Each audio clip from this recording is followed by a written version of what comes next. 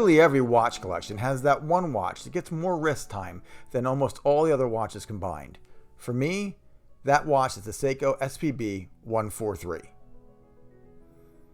The Japanese domestic market version is known as the Seiko SPDC101, but most people just think of it as the 62 mas reissue / tribute watch. I've owned my share of Turtles, Samurais, SPDC 053s, which is sort of a 62 mas reissue of a different sort, but it really wasn't. But this is the first Seiko diver that I've really fallen in love with. I guess maybe it starts with its size. Most Seiko divers are just too darn big for me. I have a 16 3/4 centimeter wrist, about 6 3/4 inches.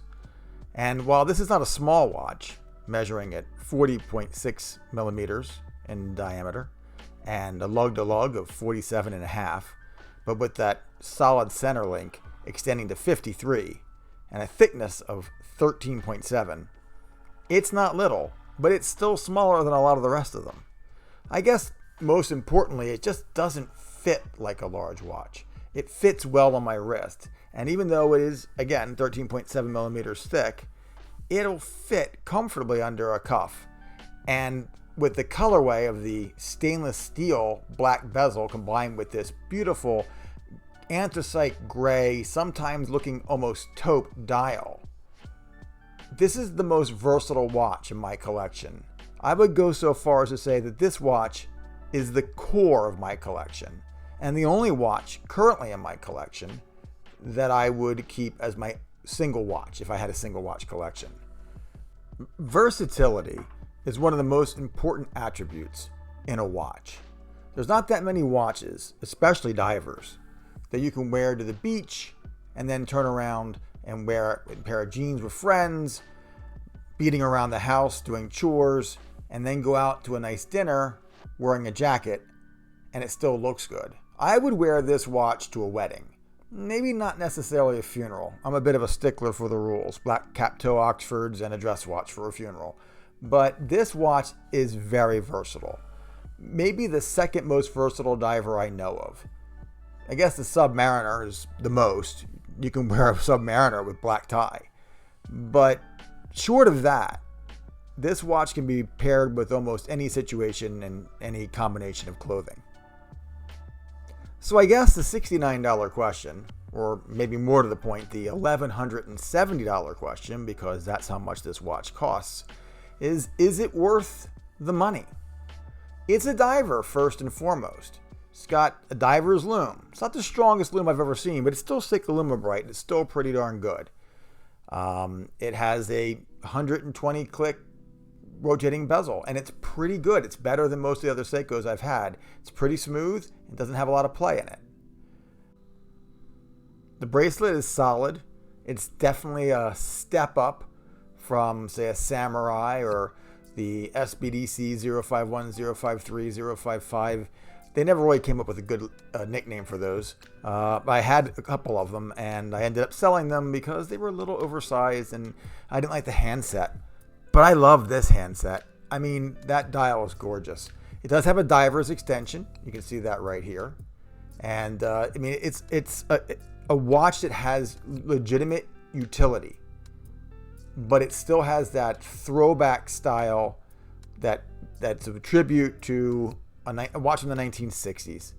And look at that, just pops. It's really pretty.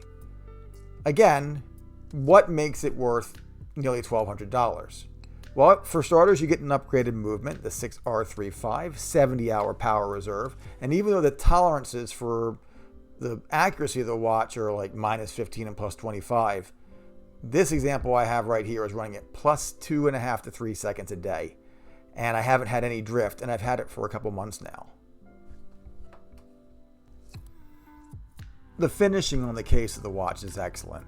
And there's even a little bevel of what looks to be Zaratsu-like polishing.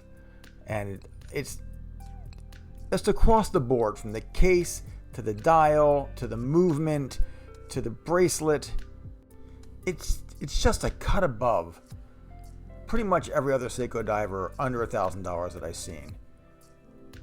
Yet for some reason it does feel ever so slightly overpriced because it's a Seiko, which probably isn't all that fair. Value is a tricky concept, and I can't tell you that this is the right watch for you or that it's worth X amount of dollars. I do know this. I have about 15 watches right this second, and this is my favorite. This is the one I wear 3 or 4 days a week, and the other 14, they end up wanting for wear. While it's true that you're not getting a ceramic bezel, the case, the bracelet, and from what I understand, the stainless steel bezel itself are all treated with the DiaShield coating, which makes them more scratch resistant. I've definitely banged this watch into my desk a couple times and into walls, not a door jamb, and it has held up pretty well. I don't have any scratches on the watch, but a watch like this will show wear over time. It will show signs of life. It will take a journey with you. Every collection needs a single watch that is the core of the collection, a watch to build around. There's no reason to buy a Doxa Sub 200 in yellow unless you have a core watch to build around, because that yellow Doxa is not versatile enough on its own. And I have one of them and I like the watch, believe me. And it's $1,000 watch, and it's just not as good a watch as the Seiko is. I guess the highest recommendation I can give it is that I can't think of a $1,200 watch I would rather have more, especially if I could only have one watch. Thank you for watching.